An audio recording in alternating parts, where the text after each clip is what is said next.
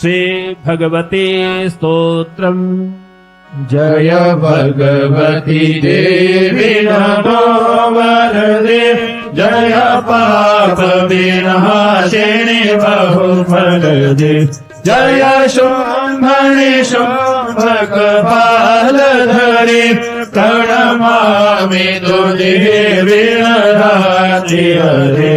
जय चन्द्र दिवाकर नेत्रधरे जय पावक भूषित भक्तहरे जय भैरव हरे रे नपरे जय विशोचरे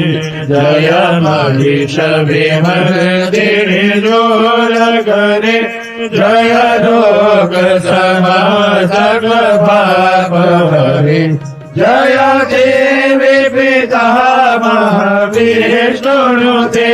जय भास्कर शक्र शिरोमणते जय षण्मुख सायुधरे षण्मुते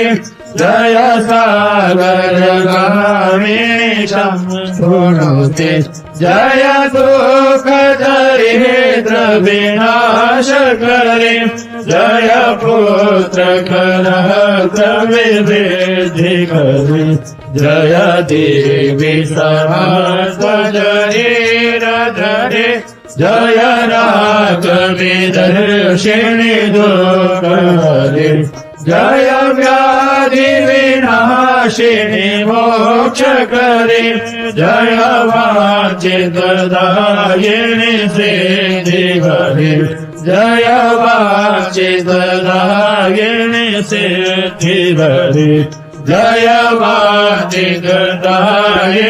सिद्धि हरे।